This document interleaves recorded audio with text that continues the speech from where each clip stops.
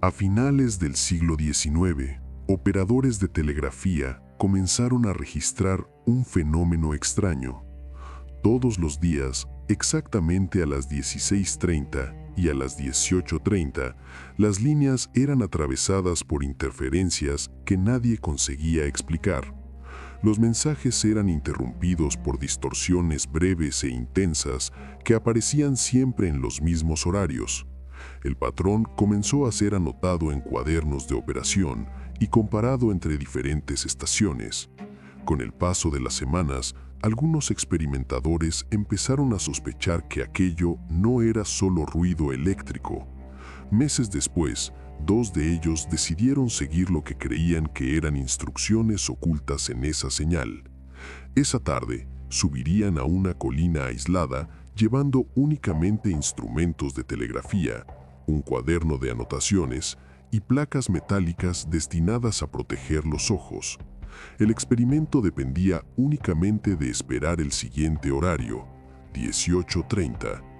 Décadas después, dos técnicos en electrónica repetirían exactamente ese procedimiento en una colina en Brasil.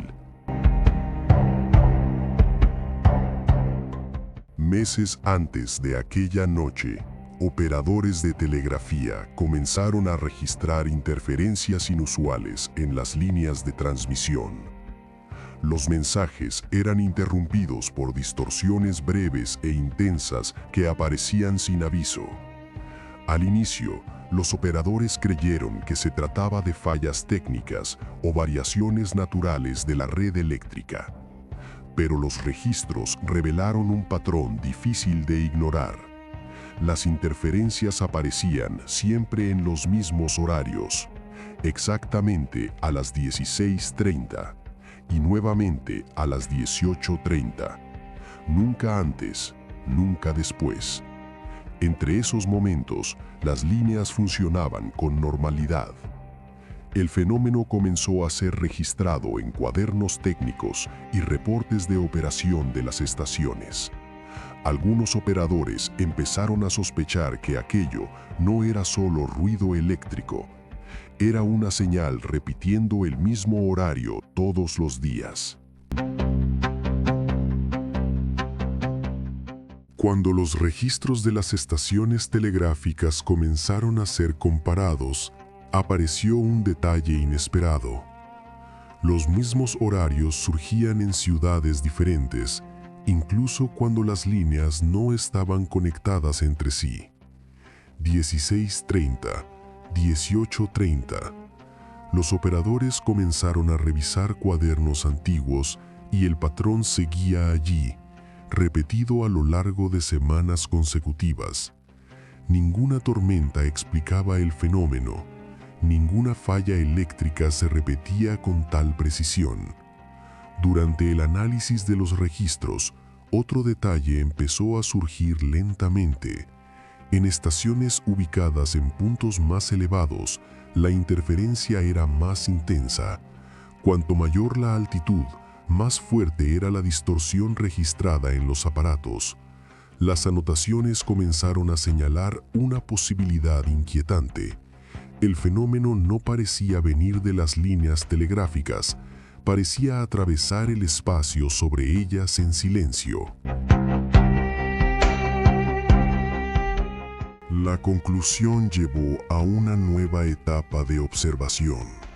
Si el fenómeno atravesaba el espacio por encima de las líneas telegráficas, entonces la interferencia registrada en los aparatos podría ser solo un efecto secundario de algo mayor, algo que aparecía en el cielo exactamente en los horarios registrados todos los días. Durante una de las ocurrencias de la señal, sin embargo, los operadores percibieron algo aún más inusual mezclado con las interferencias. Entre los ruidos eléctricos aparecían secuencias cortas de pulsos repetidas varias veces. Cuando esos pulsos fueron registrados en el cuaderno y organizados en el mismo orden en que surgían en la línea, parecían formar instrucciones simples: esperar el horario, subir a un punto elevado y colocar placas metálicas sobre los ojos durante la observación. Nadie supo explicar por qué exactamente ese material había sido indicado. Aún así, los experimentadores decidieron seguir el procedimiento exactamente como había sido recibido. Después de registrar las instrucciones recibidas durante la señal, los experimentadores comenzaron a preparar la observación. Las placas metálicas indicadas en el mensaje fueron moldeadas para cubrir únicamente la región de los ojos. El resto del procedimiento fue registrado en el cuaderno de observaciones para que pudiera ser seguido exactamente como había sido recibido. 16:30, 18:30. El primer horario serviría solo como confirmación de que el fenómeno continuaba activo. El segundo sería el momento principal del intento de observación. Si el patrón era correcto, algo debería ocurrir exactamente en ese instante. Hasta ese momento, sin embargo, nadie sabía qué debía aparecer realmente en el cielo. Las instrucciones solo indicaban qué hacer, nunca qué esperar. Con todo preparado, solo quedaba esperar el siguiente ciclo de la señal y subir al punto más elevado para realizar el experimento.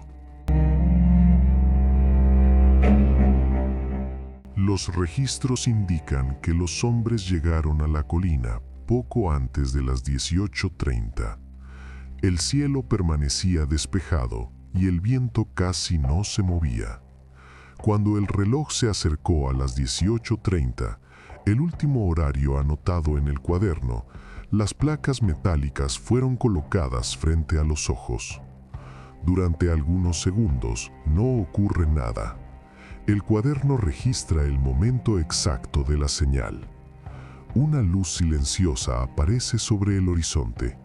No hay sonido, no hay desplazamiento visible, solo una presencia luminosa suspendida en el cielo. La anotación describe una alteración en el aire alrededor del punto de observación, como si el espacio estuviera momentáneamente inestable. La última frase escrita en el cuaderno termina abruptamente a mitad de la línea. Decía, la luminosidad no se comporta como reflejo. Parece responder a la observación directa. Cuando miramos sin protección, la luz. Después de eso, no hay más registros de esa noche. Horas más tarde, los dos experimentadores fueron encontrados en la ladera de la colina por personas de la región, vivos, pero en estado catatónico. Ninguno de ellos logró relatar lo que había ocurrido durante el momento final de la observación. Después del rescate de los experimentadores, los registros del estudio fueron reunidos en un único cuaderno. En él permanecen las anotaciones de las interferencias telegráficas, los horarios recurrentes y el relato incompleto de la observación realizada en la colina. La última página escrita antes de la observación termina con una firma: Antonio Pereira da Cruz, responsable de registrar aquel estudio. El cuaderno permanece guardado durante décadas. No se registra ninguna nueva anotación durante mucho tiempo, hasta que muchos años después, alguien vuelve a abrir esas páginas. En 1966, una frase es escrita con una caligrafía diferente: procedimiento posible de repetir. Debajo de la frase aparecen nuevamente los mismos horarios registrados décadas antes: 16:30, 18:30. El cuaderno se cierra. El observador registra. El patrón permanece. Algunos registros atraviesan décadas antes de ser comprendidos. Otros simplemente esperan el próximo intento de repetición. Si este registro llegó hasta ti, permanece. Nuevos casos continúan siendo observados y algunas anotaciones aún no han sido cerradas. Si deseas contribuir con el registro, describe en los comentarios lo que crees que fue visto a las 18:30.